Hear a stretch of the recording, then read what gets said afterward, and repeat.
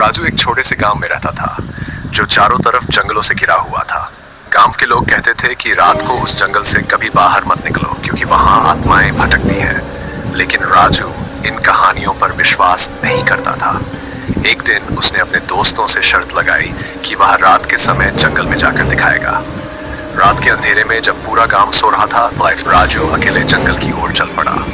शुरुआत में सब कुछ सामान्य था, सिर्फ पेड़ों की सरसराहट और रात की चुप्पी। जैसे जैसे वह जंगल के अंदर घुसता गया, उसे एक अजीब सा महसूस होने लगा, जैसे कोई उसकी परछाई में चल रहा हो। तभी अचानक उसे एक अजीब सी आवाज सुनाई दी, जैसे कोई उसके पीछे फुसफुसा रहा हो। उसने पीछे मुड़कर देखा, लेकिन वहां कोई नहीं था। वह थोड़ा डर गया, लेकिन खुद को समझाया कि यह उसका वहम है। जैसे ही वह आगे बढ़ा, उसने देखा कि एक पेड़ के पास एक औरत सफेद साड़ी में खड़ी है। उसकी आंखें पूरी तरह से लाल थी और चेहरा बेहद डरावना। राजू को समझ में आ गया कि वह कोई इंसान नहीं बल्कि आत्मा है। उसके पैर जमीन से कुछ इंच ऊपर थे।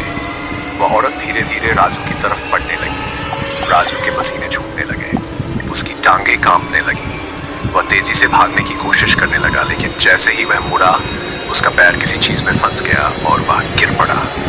राजू ने मदद के लिए चिल्लाना शुरू कर दिया, लेकिन उसकी आवाज कहीं गुम हो गई। औरत अब उसके सामने थी, उसकी लाल आंखें और खौफनाक चेहरा राजू को जकड़ रहा था। तभी अचानक गांव का एक साधु वहां आ पहुंचा और मंत्र पढ़ने लगा। उस औरत ने दर्दनाक चीख मारी और धीरे धीरे गायब हो गई। साधु ने राजू को उठाया और कहा, यह जंगल आत्माओं का निवास है, यहाँ इंसानों का आना मना है।